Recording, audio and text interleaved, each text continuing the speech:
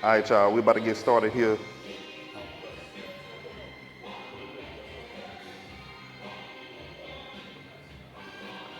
Make sure my guys ready.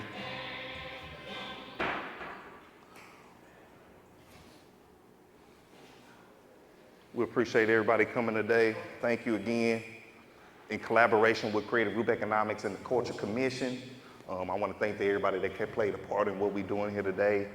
Again, I'll be remiss. Again, our group is called Creative Group Economics. And one of the things that we'll be doing this year, y'all will see at the front, we have a list of commitments. I appreciate all the people that's came and committed some already. But what we're doing, we're raising $5,000 for our community outreach program for our students, our interns over here at TSU, U of H, Rice, and HCC. So if you feel it in your heart to give a commitment, you can go write it on that paper over there. We'll be hitting you up. It ain't no real time frame, but we definitely want to make sure that we get this in for our interns and the things that we're trying to do for their community this year. So, but again, with no further ado, I definitely want to introduce my man, the man with the plan, just to kind of show what he's done. And I think we don't get enough highlight now, in especially it being Black History Month. So we want to highlight some real Houston history, some real activists, some real people that put some real feet to the pavement, and let them know who you are, let them know what you did. And of course, I'll ask some more questions throughout here, and we'll introduce some books and some other things for y'all. Yeah, well, my name is John Crear. My comrades in the Black Panther Party call me Bunchy. And I was born in 1952 in 5th Ward at St. Elizabeth Hospital.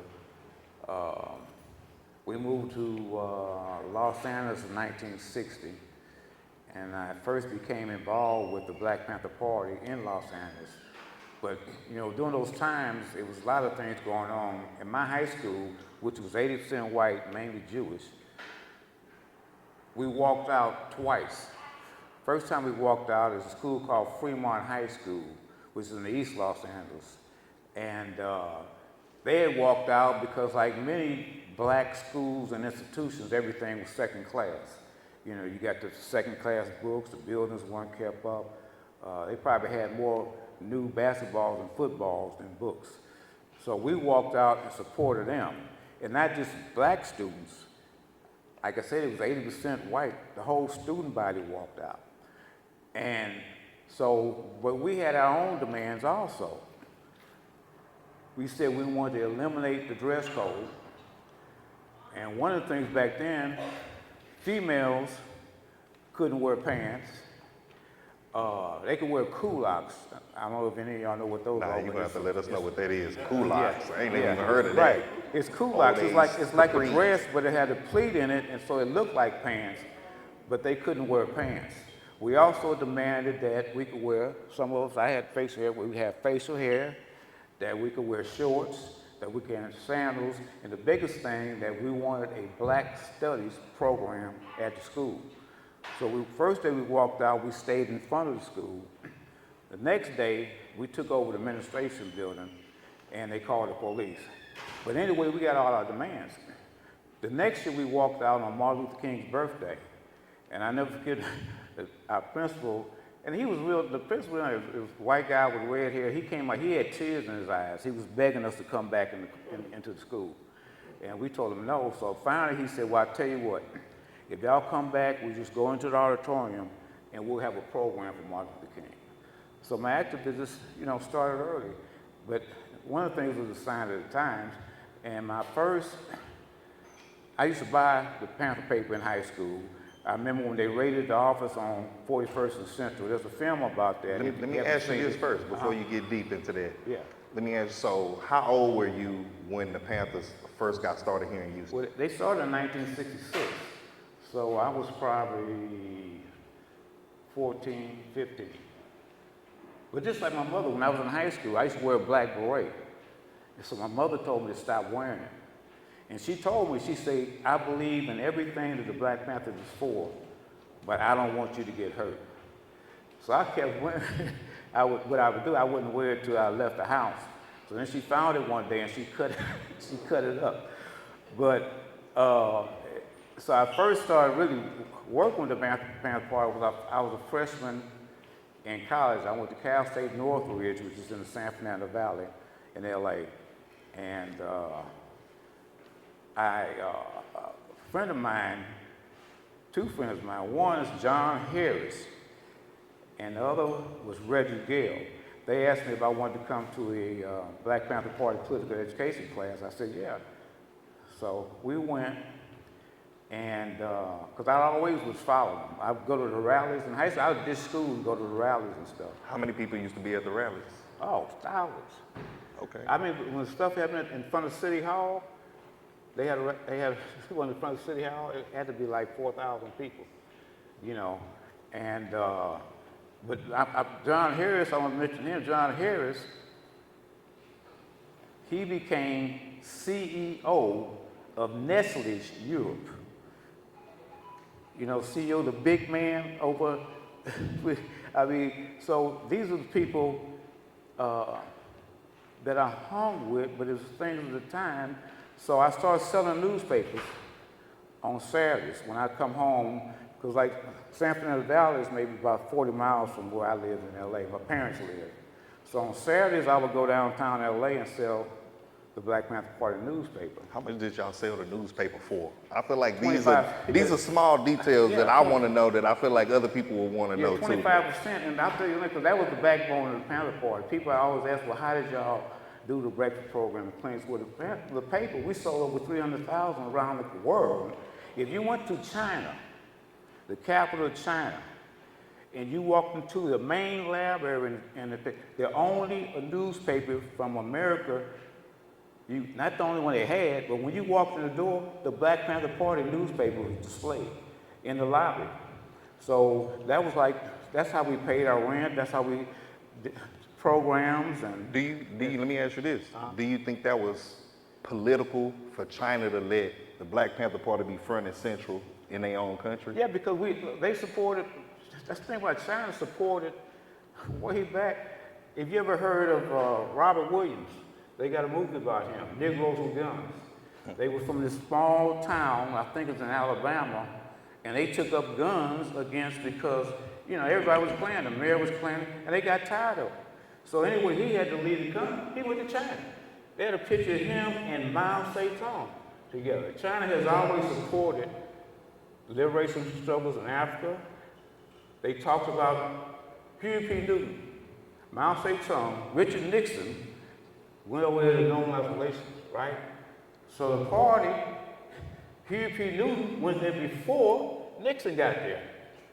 And he gave them, that's pictures of him and Child Live, with the 6th grade. He gave them a letter to give to Nixon when he got there. Huey gave them a letter. So China has always supported liberation struggles around the country. And, you know, but like I said, I was selling papers, and one of the things that pushed me over the line to join the party, I was home one weekend, and I'm in my room, listening to music. My mother comes in, she says, Ricky, that's my family name. My name is John Richard Crear. Ricky.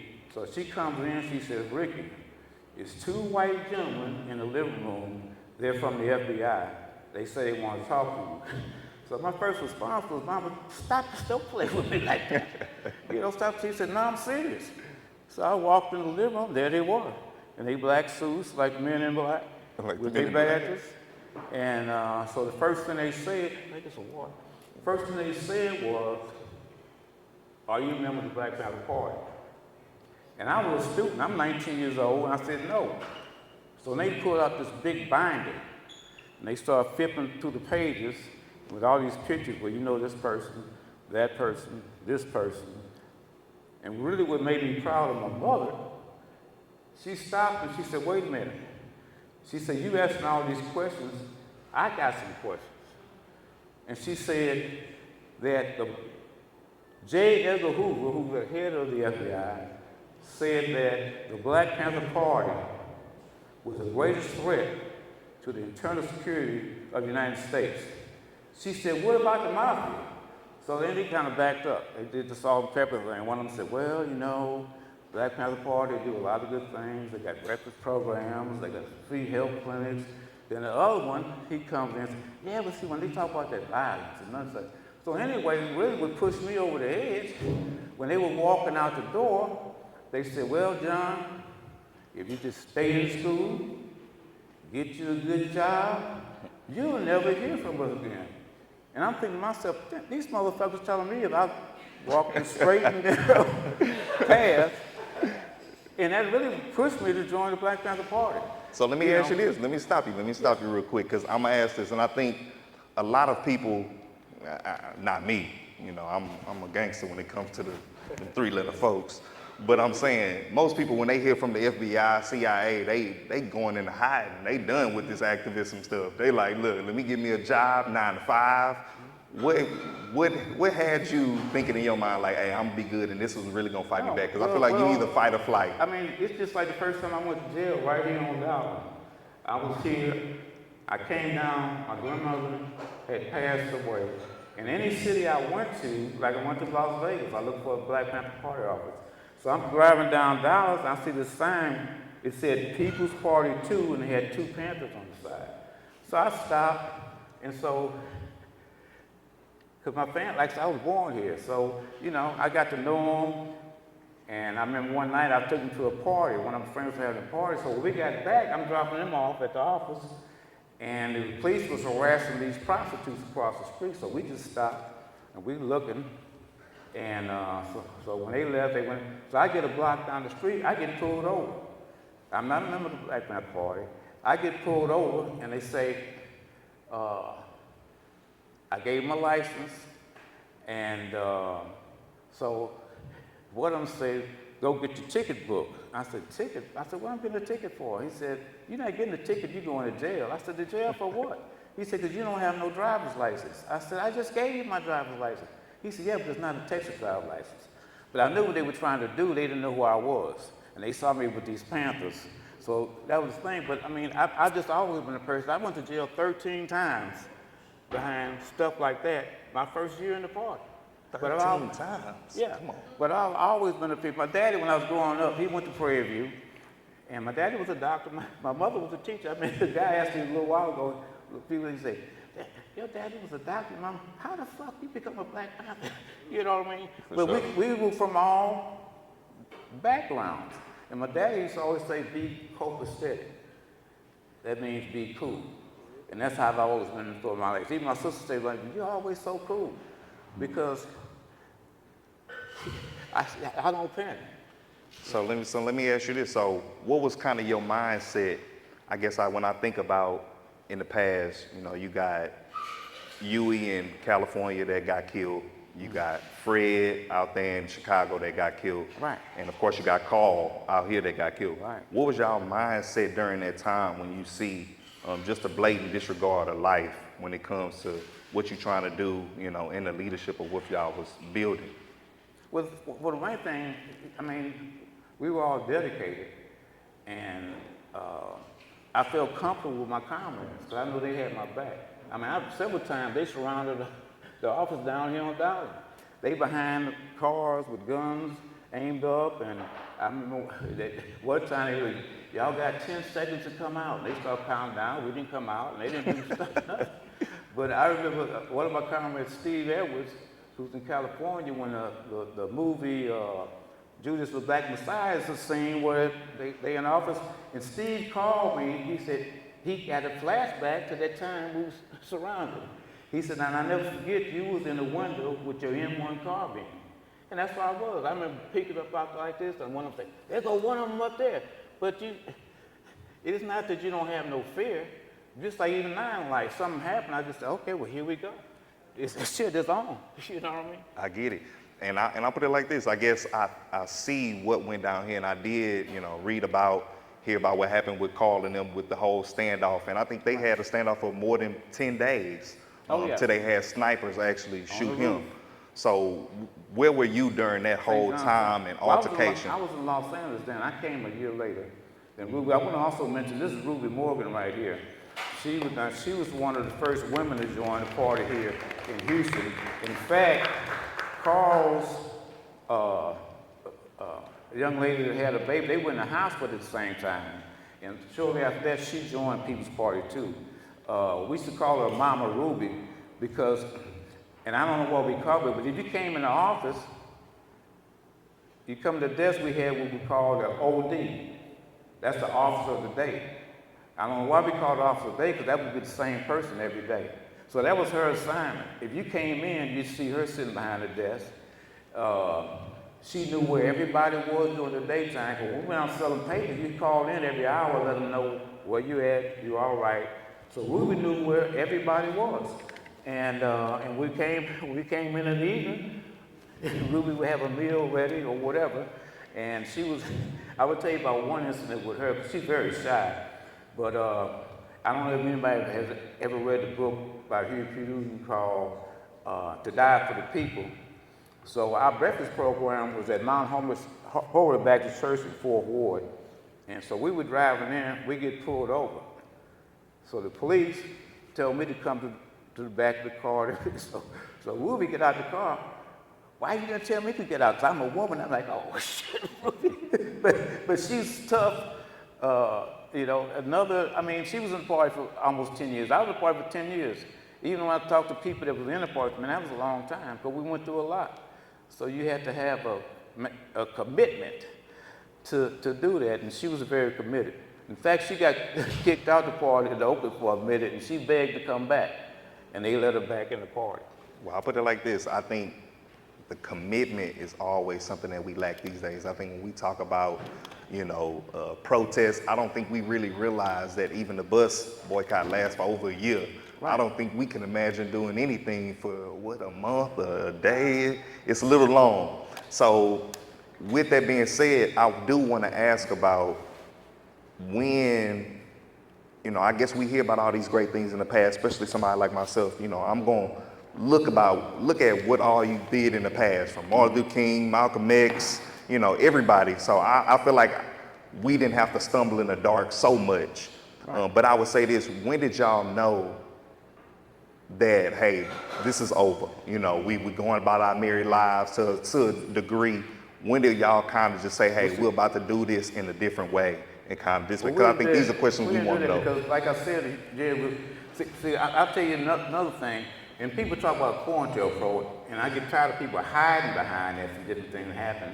But when COINTELPRO, when Richard Nixon got elected president, 3 days before he was inaugurated, he called J. Edgar Hoover, and he said, I want you to make your #1 priority is to destroy the Black Panther Party. He didn't say your priority. And they came. Like you mentioned, you had Bunchy Carter and John Huggins were murdered in L.A. You had Fred. You had people going to prison. So they tried to, and it took them a while. We lasted till, and I like to think of it, we turned this country on top of its head, and they didn't know what because that's what they started. Jail. Huey was in jail. Bobby was in and out of jail. They killing people, and we still, instead of getting started, when Huey P. Newton got out of jail, you have to understand when Huey P. Newton and Bobby Seale started the party. For one thing, the name of the party was the Black Panther Party for Self-Defense. Because, we have the George Floyd, but it was rampant back then. The murder, the beating, the lynching. So they both said we had the right to defend ourselves. So it was the Black Panther for Self-Defense. Now, when they started, it was just the 2 of them, and then it was 5. They didn't expect it to go worldwide, So when Huey went to jail, it probably was about 47 minutes. He get out, it's 4,000.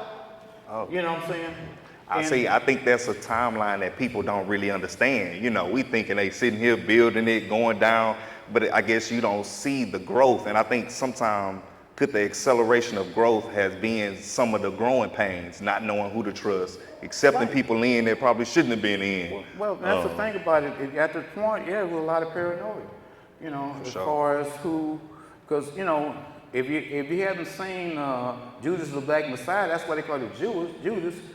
The guy that set up Fred Hampton was his top security. And he was working for the FBI, and really people think it happened. It didn't get known that he was an agent until some years later it was an incident with a black guy got killed, and it was, the FBI was involved, that his name came up, and they said, wait a minute, that's the same guy that was, you know what I mean? So he was getting paid.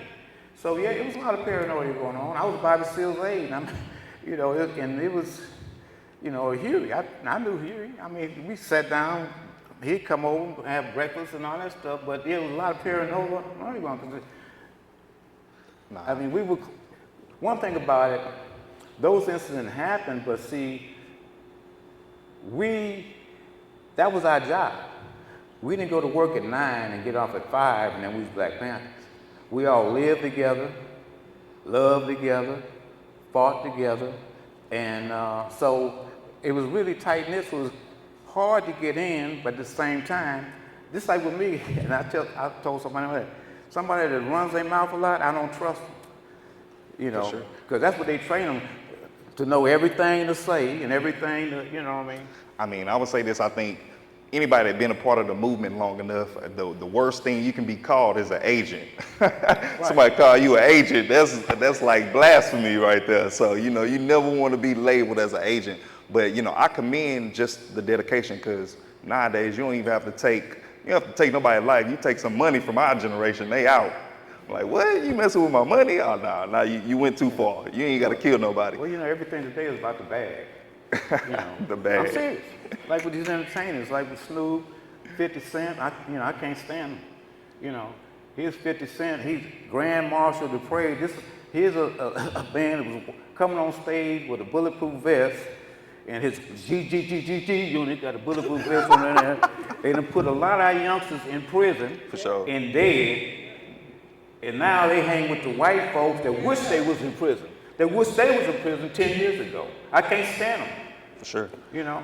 I think it's holding them kind of on another level. So with that being said, you know, we always try to lead these meetings up or always have a way of solutions. And this way, the crowd, this is where y'all can interact in too. But the only rule of interaction is that anything that you state, we do like you to state a solution. So we don't just want people to state, you know, some never-ending thing that we hear at every other meeting, every other gathering. This space is always about solutions and how we bring the solutions to the forefront. And guess what? Any solution, I can tell you about any solution that you plan on bringing, be ready to execute. Don't bring a plan that you're not willing to execute yourself. Because you're just shooting your own self in the foot. That's the main thing, because there's too much talking going on. And like 2 years ago, our attorney, we call him the people's lawyer, Bobby Caldwell, passed away. And at his funeral, I'm tired of the fluff. You know, like you fluff your pillow, make it a little softer, you know, and that's what we do. You know, people give out turkeys for Thanksgiving and bicycles for Christmas. And that. What are these people doing the rest of the year? We got kids, 12, 14, trying to rob people. We had someone rob, and this all the time. I remember about 3 years ago, it was a 13-year-old killed a 15-year-old in front of the, I'm like, dang. And it wasn't an accident, it was on purpose, you know? So we may be living a nice life, but people are suffering, you know? And people look at it, I mean, it's just like the homeless, I went to St. John's one night for, it was a New Year's Eve service, and this guy had this poem, and it was titled, "Will He Roll Up the Window on You?" And he was talking about how people, they see a homeless, they roll up the window, or they walk the other way, and he was like, well, what would $1 or $5 cost you? And you got all this money. So his point was, if you get to the gate, will God roll up the window on you? You know, and another thing about it too is that if we don't fight to change the system, because this system is the cause of homelessness, drugs, sexual trafficking, all that stuff, because it's a system built on greed and competition. You know, people in business, they'll burn somebody's business down just to get advantage, because it's built on competition and greed. Until we realize that, I mean, it's good people have different programs, but you got to come together. You know, you got Food Not Bombs, and it's a great thing. They feed maybe 150 people a night. And that's great, but all you're doing is putting a Band-Aid on the problem. If you don't fight the system, and if we don't come together, I've never seen so many selfless people in my life, you know. And one thing, 'cause when I grew up, community was community, you know. Everybody looked out for everybody. You know, now, it's even with a lot of these movement things, everybody wants to be the commander, or the chairman, or the this, or the that. You know, I mean, come on now. Yeah, no, I get it, and I'm gonna say this. I think just so people know that don't know a lot about what we do as Creative Group Economics. You know, we deal with the community on the most minute level, from civic clubs, super neighborhoods, rewriting ordinances, dealing with sidewalks, streets, kids, education, interns from middle school all the way up to college. And the reason why we do that, because we have to give it back. But at the same time, we want to deal with these solutions at every facet. There's nobody in our community that don't know who we are, from the police, from the city council, to the state reps, to county, or to city. So these are things that we don't take for granted, but guess what? Everybody wants this change, but if you don't know who these people are, we never gonna get it. Right. So, but in this one thing that he wanted to introduce a book on the ground, the Black Panther Party in communities across America, and let them know a little bit about what's in it. So let me, sure.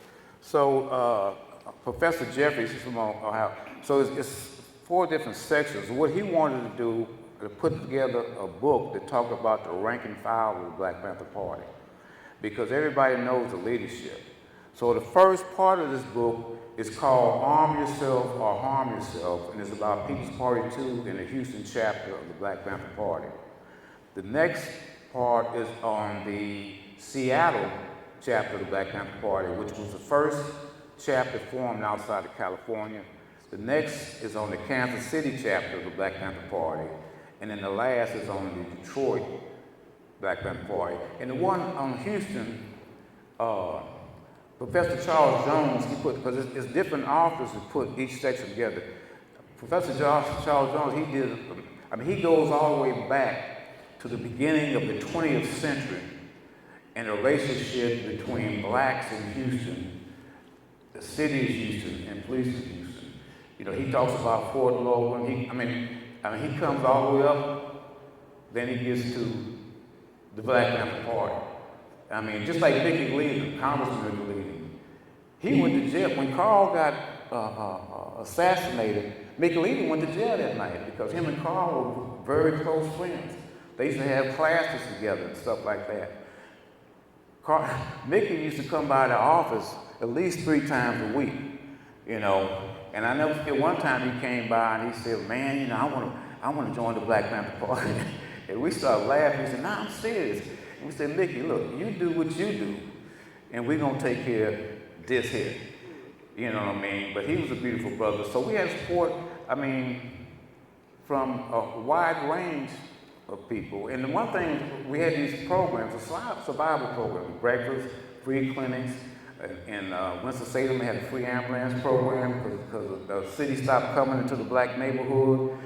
We had a SAFE program, like Metro Lift, where we would go around and pick up seniors when they got their checks, take them to cash their checks, take them to the grocery store. Sickle cell anemia, the Black Panther Party was the first to bring out sickle cell anemia. That it's a disease that affects black people. And we did not only bring it out, but just like anything we did, we acted on it. So we tested thousands of people across the country for sickle cell. And then we counseled them. I remember the principal at Wheatley back then, and this is in '71, he used to let us come on campus to sell the paper, and we would go, he'd talk to some classes. So I was in one of these classes, and the teacher said, "Well, who is the first one that started testing for sickle cell anemia?" I said, "The Black Panther Party." She said, "Well, the reason I asked that is because my sister has sickle cell, and she would never know she had sickle cell if it wasn't for the Black Panther Party." So they try to portray us as all this stuff, but we did so much. And the thing about it, we were young. I joined the party at 19, some at 16. Huey and Bobby was 25 and 28 when they founded the party. You know, so we were kids. So what it did too, it embarrassed the government, said, "Well, hell, these kids can do all this, Why can't, and that's what they started doing, clinics and breakfast in school and stuff like that. And the thing about it, we had a broad range of people.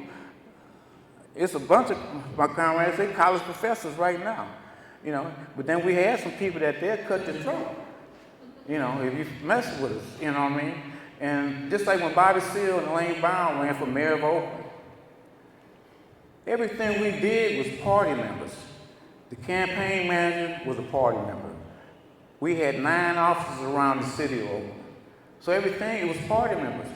And we took this mayor, who was a 3-term mayor, had never been in a runoff, and we forced a runoff.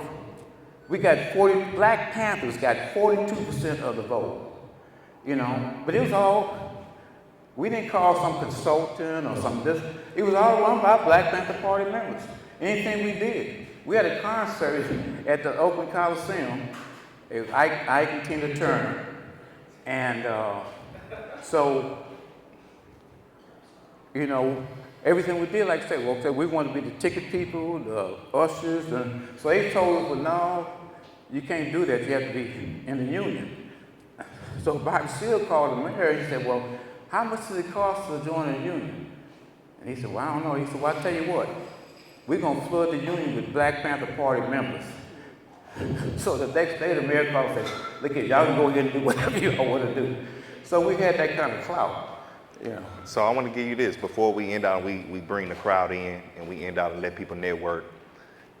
I'm going to challenge you to give us a problem of today and give us a solution in your opinion that you feel like people can be involved in, or some things that you feel like people should do as far as forging into action, because I think that's what we need to be guided in. One of the first things I think we need to do is, social media is great because you get stuff out there fast. But it's just like a lot of times I go to an event, it be the same people there. Because that's your circle. You got to, like recently, you have to get on the street, like you did in your campaign. And you have to get out and reach and touch people. And get people involved. I mean, it's just like I said, like the campaign. One of the things we did, first thing in the morning, we got on this bus line that ran from like 100-something street all the way to downtown Oakland. And when people going to work, and first, comrades would get on handing out literature. Then myself, I was in Target at the time, we get on and then Bobby Seale would get on, hey, I'm Bobby Seale, I'm running for mayor of Woodford, and we'd ride all the way down to the end of the line, I mean, that's how we went. We didn't have the money that these people have. And that's the thing I was talking to Lord about today. A lot of our politicians will only go so far because they're afraid of losing their money. So they only say so much. They'll only go so far. Because it takes money to get elected. Unless you got a people's movement, we knocked on doors. We stood in front of stores handing out literature. I don't know, people think, I don't know if it's laziness or whatever. We were standing out in front of Kmart. Y'all probably don't know about Kmart. We stand in front of Kmart. We stand in front of the local stores, talking to people, handing out literature. And they didn't know what you're about. And that's one of the things we lost. We called it grassroots organizing. I'm glad you said that, because I'm going to plug us in again. That's a part of our community outreach program. When we ask some people that want to give, you talking about reaching people on a minute level and actually doing community grassroots. Our programs with the colleges, we work with the work study, and they're going to pay them to work with our nonprofit. And guess what? Our goal is to wake up that 100,000 people that didn't vote just in this district, is to wake up 10% of those people throughout these next 2 years dealing with the college students, using them as a resource and their energy to go out there and do what we need to get done. Because a lot of us, we may work, we do other stuff, we got families. And guess what? We got dollars to give, and guess what? To people that's doing the work. And that's what we want people to see, is we just not talking, but putting the action to the road, And so anybody that have something, I'll let you close out on something that you want to introduce. That's one of the things that we said, the youth is a revolution. And I'm 73, but I'm still, I'm still pissed off, and I can't be out there in the front, but I'll be here with you. And the thing about it is, so many young people, they hungry. They want to know. I mean, anywhere I go. I was in Oakland. We had the 50th anniversary of the founding of the Black Panther Party, and we had panels. And this young sister came up to me, and she was from Alabama. She was going to UC Berkeley, and she started telling me, "Thank you for everything you've done." And she had got tears in her eyes. I damn near started crying. I said, "I'm serious." But anywhere I go, people come up, "Well, what can we do? We want to get more involved." You know, I was in New Orleans. They had their 50th. And this young sister came up. She was from Southern University. She said she was involved with the NAACP. You know, because I said some things. She said she was involved with the NAACP, but she wanted them to be more active. See, that's the thing about it. I was telling them, that we become a community. We're not proactive. We wait till something happens and we react. Just like taking over the school board. They were saying they was going to do that for years.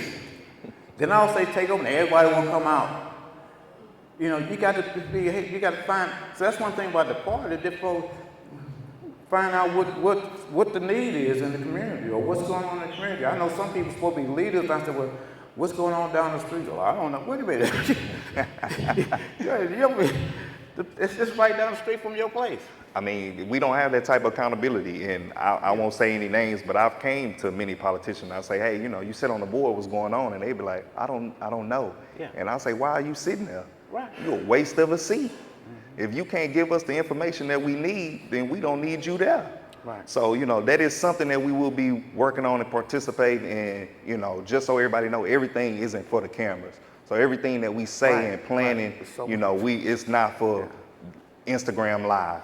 Yeah, it's like the first time I met Lloyd, it was maybe because they were having a community meeting about, they wanted to make a part of Third Ward, where I live at, up around Arbor and all, historical district. And I remember my neighbor, he called me and he said, "Well, what do you think?" And I said, "Oh, that's a great deal, man." And then he said, "Well, I need to talk to you about it." Call me back. But I went by his house, so he told me, he said, "Well, the thing about it is, it sounds great, but what it was a guy that owned a bunch of Airbnbs. So he wanted to designate it historical." That sounds good. In historical, Third Ward or whatever. But the thing about it, what comes with that is that once it's designated, if you own a house, you can't do anything to the front of your house unless you go before them and get approved. You know, so people was up in the uproar. That's the first time I met him. And at that time, he had the black store. And then from time to time, and then what they impressed me when he was running, we were over at the National Black United Front. They were having a buy black market. And he came in and said, "Yeah, man, we just came after going door to door." And I said, "Yeah, that's what you got to do. You got to get out and meet people. You got to, you know." And then with this thing, he's always doing things. You got other people. It's all fun. It's like, I don't know if you ever heard of the Sugarland 95, where they found all these bodies of inmates that they had leased out to these plantations. They were unmarked graves. And there's a guy that used to keep up the regular cemetery. He kept telling them there was some more bodies out there, graves out there. So Fort Bend County, they were building a new school, and they came across these bones, you know. And it was 95 of them. The youngest was 14, you know. And we were out there almost every Monday. They finally let us in to look at them, man, and you could tell they were abused. Some of them had holes in their heads, broken bones, and stuff like that. So we went to this one politician. I ain't gonna mention the name, a big time politician. "Well, you know, I'll release a press statement, but when y'all get out there protesting, leave my name out of it." That's what I'm saying. They'll only go so far because they're afraid of their money. You know, And that's why we got to get people that really have a concern about the community. You know, it's not about money, it's not about prestige. You know, some of these politicians, they walk around like, hey, I'm so and so and so and so. You know, instead of a real person, acting like a real person. But, Nah, I appreciate it, and I just want to thank you for coming out, you know, being a part of us and the Culture Commission and, you know, Creative Group Economics and our second Monday meetings. But everything we try to do is we wanted to lead up to the solutions. And anybody that's also interested in learning about your local apparatus, you can go to our website. We have the roles and responsibilities of every local official, and it'll take you right to their office website. So we want people to be engaged with this information. We've wrote books on it called Our Black Agenda, A Guide to Black Power. You can get it on Amazon. These are all steps and things that we use in revenue back towards our programs. So we appreciate it. So before we end out here, go ahead. And before y'all leave, y'all, like, interact, because you wouldn't be here if you weren't concerned about the community.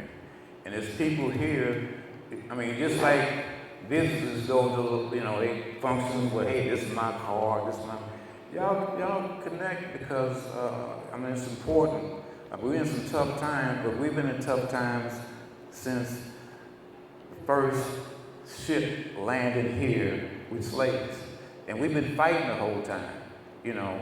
I got pissed off a few years ago when I saw these students with the t-shirt, "We not our ancestors, we ain't gonna do it." What the hell are you talking about?